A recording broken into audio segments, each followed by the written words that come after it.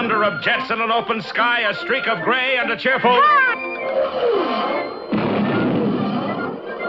A loop, a whirl, and a vertical climb, and once again you'll know it's time for the adventures of Rocky and Bullwinkle and friends.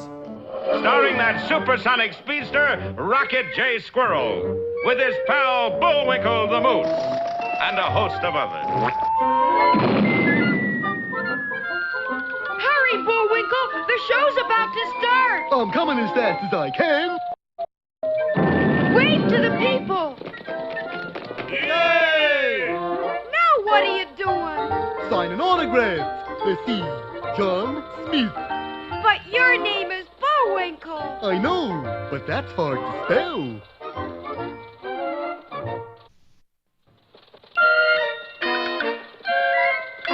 We're gonna have a lot of fun! Come on and join us! Sure, there's always room for one more.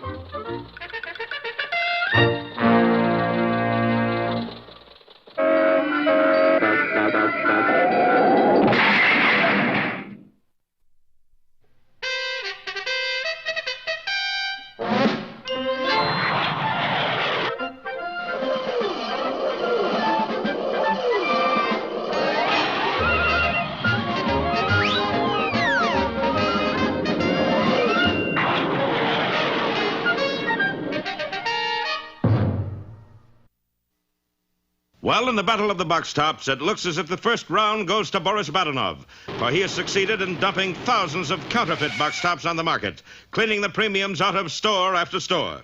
As a result, box top savers all over the country are seeing their life savings wiped out as their box tops become worthless. You mean I can't trade these in 25 words or less for an English yo-yo that whistles on the road to Mandalay? Not even with 50 words or less, Granddad. You mean my box tops aren't worth anything? Not a bean, son. There's nothing to trade 'em for. Gee, 8 years old and I'm a ruined man. Yes, things were tough all over, especially in the back room of police headquarters, where Bullwinkle was still being questioned. All right, Moose, are you going to confess or not? Well, I'd like to, fellas, but I promised my dear old mother Promised her what? that I'd never tell a fib. Okay, Muldoon, put him back in the pokey. But as Bullwinkle headed for a cell, a voice was heard from outside. Extra! Box top bad man strikes again! Stores close and Wichita Falls! Now see what you've done, you monster. But, Chief, Bullwinkle's been in here all the time. So? So how could he be here and in Wichita Falls at the same time? You aren't twins, are you? Certainly not. I got enough troubles just being one of me. Now can we go, Chief? Nope. This telegram says I'm supposed to turn you over to the World Economic Council. Economic eggheads, huh? Some of the biggest brains in the world. And they want to see fluff-headed little me? You and your buddy. Come on, Bullwinkle. And while our friends headed for the airport, those foxy four-flushers, Boris Badenov and Natasha Fatal, were busy counting their ill-gotten gains. Let's see. 2 warehouses full cowboy hats with real bullet holes. Check, darling. 3,000 sacks of crocheted hubcaps. Check, darling. 197-year supply of dental floss. Check, darling. Oh, boy, Natasha. We're rolling in vital consumer goods. Just wait till I call Central Control. But as the gleeful Boris was trying to contact his superior, a fast jet was landing at Washington, and Rocky and Bullwinkle were met by a host of reporters and photographers. What are you in town for, sir? I can't see. Why did the World Economic Council call you? I can't see. How long will you be here? I can't see. Why can't you say? 'Cause I don't know. But a short while later, in the office of the World Economic Council, Bullwinkle found out. Mr. Moose, I understand you are the world's largest collector of box tops. Well, yes. Of course, I have quite a few cigar bands, too. Now, with your great knowledge of real box tops, perhaps you can find out just who is making counterfeit box tops and thus ruining world economy. You want me to? You and your friend Rocket J. Squirrel. But why me, Mr. Blurt? Well, this is the Rocky Show, isn't it? Of course. I keep forgetting. But just then the door burst open. Mr. Blurt, look here. More bad news? Yeah, bogus box tops are flooding into Upper What-You-Call-A-Stand. Upper What-You-Call-A-Stand? Where in the world is that? That's just it. It's a tiny little country that nobody knows about. Nobody. Nobody except the men in this room. Uh-oh. Gentlemen, one of you is in cahoots with a box top bad man. Well, there's a plot developing for you. Which of these men is working hand in glove with Boris Badenov? Don't miss our next exciting episode, When a Felon Needs a Friend, or Pantomime Quisling.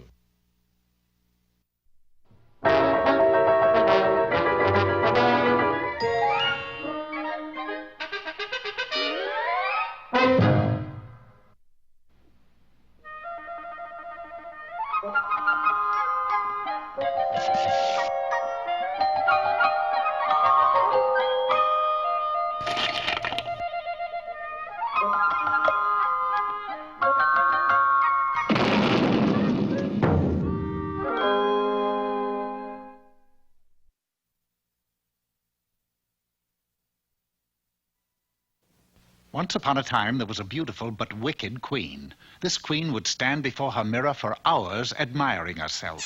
It was a very special kind of mirror. Mirror, mirror, coin machine, am I still the cutest queen? You're still the best, but wise up fast. Snow White will soon go whizzing past. Snow White? Where can I find her? With dwarfs she dwells, those sawed-off mugs. And by the way, stop using slugs. And the queen got a poison apple to take to Snow White, an apple that would make her the victim of sleeping death. In a little while, the queen was approaching the quaint old house of the 7 dwarfs. It wasn't very difficult to find. Inside the house, a plan was taking shape. Now that's it, boys. Look sharp. This could be a gold mine, a veritable... Well, welcome to the 7 Dwarfs Health Club. Looks like you got it just in time. Build it up, take it off, make it firm. That's what I always say. A sign here for the lifetime membership. Will you do that? Wait a minute. Where's Snow White? I've got a little something for her. Soon as she eats it, I'll be the fairest in the land. Dear lady, did you know that you could be the fairest in the land forever? Forever? How? The 7 Dwarfs Health Club, of course. 7 dwarfs? I see only 6. You sure I could stay the fairest? Come on now. Would I kid a queen? The vain queen was so desperate to stay the fairest that she signed the contract and gave her crown as payment. Then, one day, several weeks later... Mirror, mirror, put me straight. Snow White or me? Now who's first rate? Good kid you are and rather sweet. But Snow White's the one. She's got you beat. Oh! So, once again, the queen got a poison apple and went to the 7 dwarfs' house to find Snow White. But this time, the dwarfs had a brand new enterprise. Welcome to the 7 Dwarfs Dance Studio. Walk in, samba out. Never mind that. Here's Snow White here. And 1, 2, 3, and 1, 2, 3. Cut that out! Where's Snow White? Never heard of her. Put a little fun in your life. Try dancing. Who's this big guy? I thought you were all dwarfs. Please, lady. Shh, quiet. He's got grand trouble. It's nothing to laugh at. Now, this is for a lifetime membership to the dance club. Sure enough, this time the queen traded all her jewels to the dwarfs. And some weeks later... Mirror, mirror, 1, 2, 3, is there one as fair as me? Fair at what? Not dancing, pray. Snow White now leads in every way. The queen was clearly slipping fast. All right. Where's Snow White? Will you look at that posture? That hair. And my dear, those clothes. No good. If you want to be the fairest in the land, you'll need a lifetime membership. The 7 Dwarfs Charm School. Fairest in the land, eh? How much? At this time, the queen gave the deed to her castle to the dwarfs. So when she returned home, it was to an empty lot. Mirror, mirror on... I know. Snow White at the dwarf's place, in that order. Listen, wiseacre. Snow White isn't at the dwarf's place where you keep sending me. With dwarfs she dwells and... All right, I'll show you. See, no Snow White here, just dwarfs. Oh, will you look at that poor woman? A B1 deficiency. Now, how could you ever hope to be the fairest with improper diet? Improper diet? No, not meats. No yogurt. No wheat germ. But I have nothing left to pay for anything. You need the 7 Dwarfs Health Food Plan. You what? Just this mirror. That's all I have left. That's all? Okay, we'll take it. Here. And your health food plan starts with eating these apples. So the wicked queen wound up with nothing but her own poison apples. But suddenly, Pardon me, do you have a pay mirror I can use? Right over there. Is it a local? Mirror, mirror on the wall, who is the fairest of them all? Snow White is the fairest one, but getting there is half the fun. Oh, goody, goody, goody. That's me. I'm Snow White. No. There really is a Snow White? Get ready, boys. Another pigeon. And if you want to stay the fairest, you'll need a lifetime membership in the Seven Dwarfs Health Club. 7 dwarfs? I see only 6. Isn't there a 7th one? Well, certainly there is. Meet Max. He has the most important job in our whole operation. Yeah. And boy, it's stuffy in there.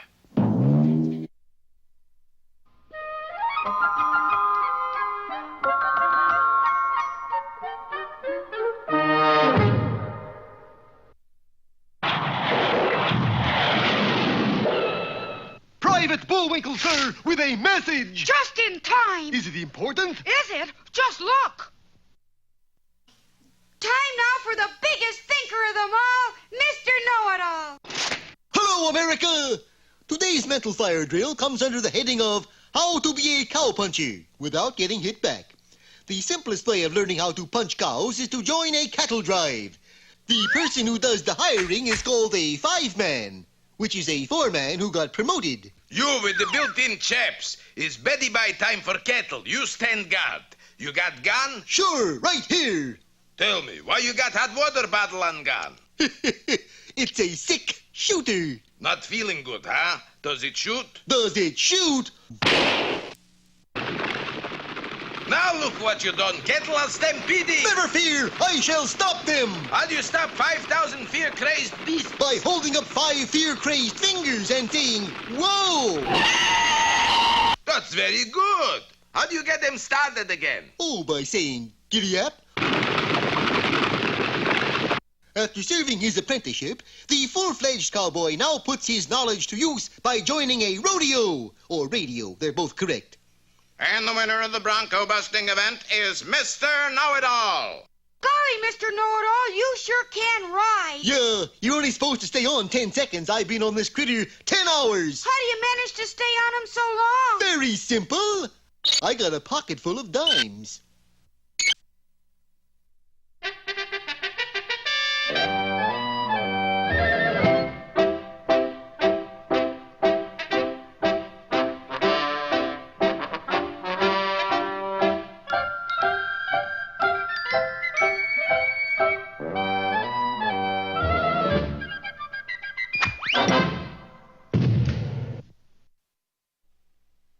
Hello again.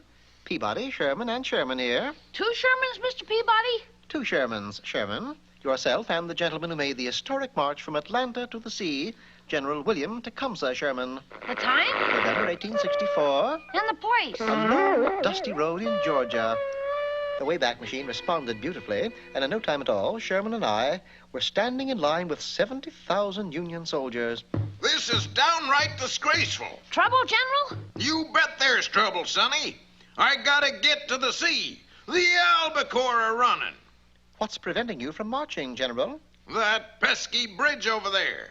It's a toll bridge, and the varmint is charging a nickel a man to cross. 70,000 soldiers at 5 cents a man? $3,500, Sherman.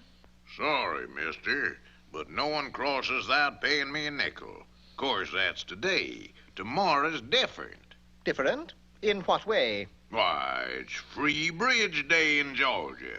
You can cross any bridge you want for nothing. Oh, then General Sherman can cross tomorrow. That's right, Sonny. He sure can. Sherman could hardly wait to relay the news. However, I insisted we stay near the bridge until the sun went down. But why, Mr. Peabody? Because, Sherman, Free Bridge Day didn't begin in Georgia until after the Civil War. That toll guard is a spy. Under cover of the darkness, we made our way to the very middle of the structure, and there my suspicions were confirmed. By the time I'm through, this bridge will never hold 70,000 men.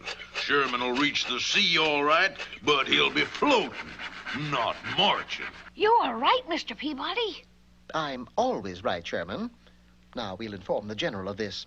Oh, and be careful where you step. The toll guard has removed 1 or 2 planks. Unfortunately, my warning was issued a fraction too late, for Sherman was already en route to a first-hand view of the river. The swift current carried him downstream while I raced along the shoreline, waiting for an opportunity to effect a rescue. At a point where the river narrowed, I came across an outdoor performance of Uncle Tom's Cabin. The audience sat enthralled, watching the drama unfold. It was Act 3, where little Eva was being chased across a line of simulated ice floes. On she came, followed by a pack of hounds, followed by Simon Legree, who in turn was followed by me. I plucked Sherman from the river and thereby gave this performance of Uncle Tom's Cabin an unusual finish. Thanks, Mr. Peabody. You're welcome, Sherman. And now let us return to the bridge. General Sherman must be warned before he attempts to cross. Free Bridge Day? That's right, General. You and your men can go over without paying me 1 red cent. That's mighty generous of you. I know, but it'll give me a good feeling to know that I sent you on your way. Just a moment, General. Oh, it's you two. You heard the good news? We heard. But before you cross the bridge, I should like to make a slight alteration. There ain't nothing wrong with my bridge. I didn't say there was. And so, with 70,000 men looking on, I made a careful survey of the sabotaged structure. Now, do you have a piece of string on you, Sherman? Will this do? I think so. With the string, I secured 2 small sections of the bridge. All right, General, you may cross now. To the toll guard's dismay, General Sherman and his entire command crossed the river without so much as a quiver from the bridge. From the opposite shore, we watched the shocked spy examine my handiwork. Well, what happened? This bridge should have collapsed into the river. Simply superb structural engineering, my good man. Merely a perfect example of distribution of weight. I don't believe it. So saying, he untied the string, and as day broke, so did the bridge. My deepest appreciation for your help, Mr. Peabody, and please accept these. A fishbowl for each of us. Yes, my hobby is constructing small fish tanks. Well, on to the albacore. That's very interesting. I didn't think these became popular until World War II. What became popular, Mr. Peabody? Tanks, my boy. Sherman tanks.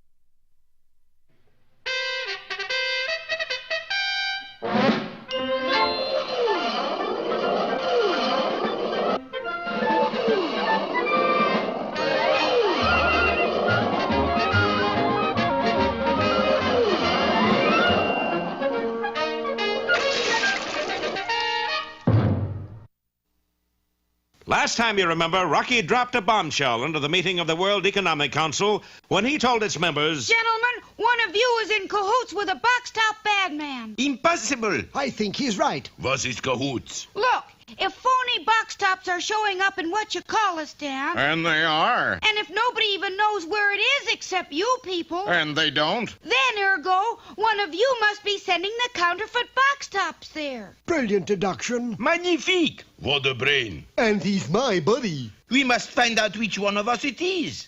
And I know just the man to do the job. Who's that? Our chief security officer. Call him quickly. Calling Inspector Soames. Inspector Hemlock Soames. Come in, please. Come in. I am in. You're the chief security officer? Hemlock Soames at your service. Your crime is my crime. Allow me to introduce my English assistant, Dr. Watkins. Cheerio, y'all. She's English? From the south of England. You know, way down yonder in Newton Abbot. Oh, of course. Now, what's up, gentlemen? Mr. Squirrel thinks that someone in our group is in league with the box-top bad man. Easy there. Oh, thanks, old chappie, darling. Elementary, my dear Watkins. And I'll bet whoever it is has his counterfeit box tops hidden right in this building, too. In this building? Impossible. But, darling... Cheer up, Dr. Watkins. I think we ought to search the whole building. Well, if you insist. I do insist. Okay, let's go. Do you think you can find the culprit, Inspector Soames? Buddy, if I can't find him, who can? Well, the squirrel has done it again, Boris. Duh. How could such a little nebbish have such a big mouth? The search party looked high and low through the building without finding a thing. For an hour, they searched and finally found themselves on the top floor of the building. Okay, last floor. You chaps search in there, we search in here. Right. Boris, what are you doing? Look. Boris, you send him into the clock tower. Sure enough, our friends found themselves in a musty room full of huge clockwork wheels and gears. Ouch! I feel like an ant in a wristwatch. Yeah, we're lucky these gears are moving so slow. They'd be pretty dangerous. But Rocky had reckoned without the fiendish mind of Hemlock Soames, alias Boris Badenov. For at that moment, the villain was smashing the mechanism that controlled the speed of the huge clock. Listen, Natasha, the clock is gaining. It was true. Without their controlling mechanism, the huge gears turned faster and faster. Look at these gears go, Bullwinkle. Yeah, how time flies when you're having fun. Something's gone wrong, Bullwinkle. The controls must have broken. Yeah, I figure we gained about a week and a half already. We better get out of here. I'm with you, Rock. Hey, the door! It's stuck! Let me at it, Rock. I'll bust it open. Bullwinkle threw himself at the door, but it held fast, and the mighty moose tottered backward. Look out, Bullwinkle! Too late, for Bullwinkle had disappeared into a whirling mass of machinery. Don't miss our next exciting episode. Give 'em the works, or rock around the clock.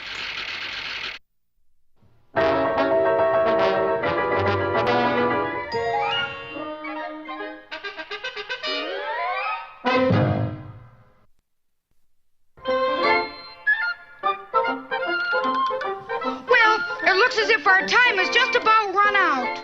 Just enough left to tell him who the sponsor was. You got the credits, Bullwinkle? All on this itty-bitty card. Oop.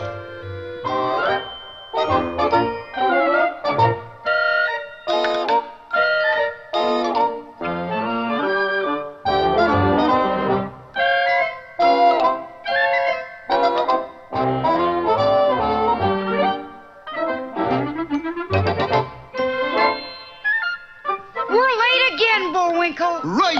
Bye now. See you next time.